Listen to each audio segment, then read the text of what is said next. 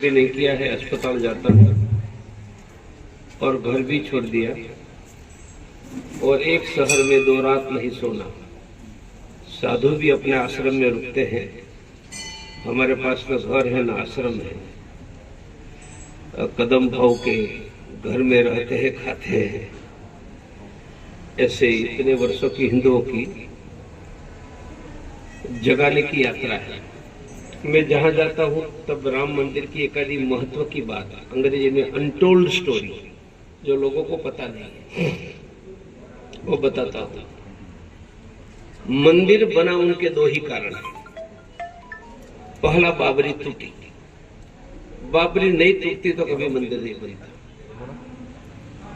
दूसरा, supreme court ने जमीन दे दी कानून से। बाबरी टूटी हमारे भुजाओं के बल पर। सुप्रीम कोर्ट ने जमीन दी कानूनी प्रक्रिया से। ये जमीन मिली कैसे?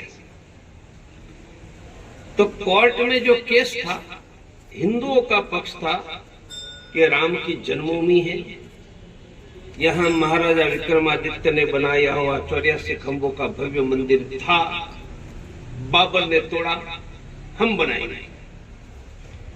मुसलमानों ने पक्ष रखा कि झूठ है, हिंदू झूठ बोल रहा है, यहाँ कोई मंदिर नहीं था, खाली जमीन मैदान पड़ी थी। सुशील संस्कारी सज्जन सदगुरु बाबर ने मस्जिद बनाई, ये हमारी मस्जिद पर कब्जा लेना चाहते। तो कोर्ट ने कहा कि मंदिर था, यह सिद्ध होगा हिंदुओं को सौंपे। मंदिर था, सिद्ध नहीं होगा तो मुसलमानों को सौंपे, मस्जिद रखो। मैं कैंसर का डॉक्टर हूं। किसी के पेट में गठान होती है तो हम डॉक्टर कैसे ढूंढते हैं?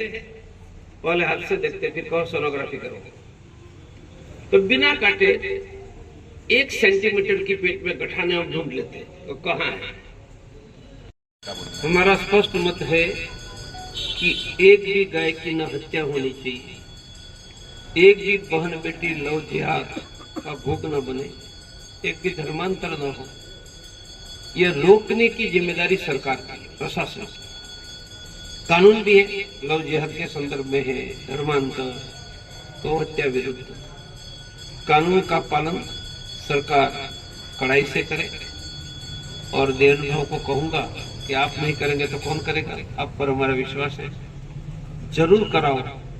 मैं आपकी बात देवभाव को आज ही पहुंचा दूंगा कि पत्रकार कंप्लेन करता है तो मुझे शर्म आती है, इसलिए कम से कम यह सब बंद करवा दीजिए। नासिक से एक मामला सामने आया है, मेरे ध्यान में आया। नासिक का मामला सबकी आंख खोल देने वाला है। ये पैंट शर्ट टाई वाला धर्मांतर कर रहा है, ये दाढ़ी टोपी वाले नहीं है। कभी तलवार से करते थे, कभी डरा कर करते थे, अब कॉल सेंटर चला कर सकते। करना क्या, हमें सावधान रहना पड़ा इतना ही। मुगल सल्तनत को निपटा दिया तो तुम कौन होते हो? और तुम्हारी मुगल सल्तनत हमें मुसलमान नहीं बनाएगी तो क्या करोगे? पर हिंदुओं को जागरूक रहना पड़ेगा। मेरा विश्वास है कि महाराष्ट्र की सरकार अंदर तो ठूस दिया है, थोड़ी टांगे तोड़ने का काम भी सरकार करेगी और उसकी टूटी हुई टांग देखकर दूसरा को धर्मांतर करने का साहस नहीं करेगा। ऐसा कड़े कदम महाराष्ट्र सरकार जरूर उठाएगी। कल का जब युद्ध शुरू था वो टाइम उस वक्त पे भारत की जो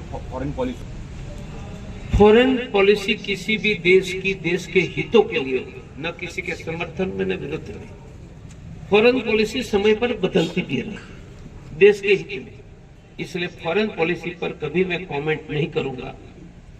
मैं इतना करूंगा कि 1400 वर्ष पहले करबला के मैदान में सिया सुन्नी लड़े थे, या हुसैन, अब फिर से लड़ रहे।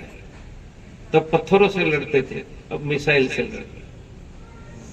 तो ठेसा खाओ, मैं ठेसा का शौकीन हूं, और खाना है वरण भात खाओ, बाकी वो मिसाइल खा रहे हैं।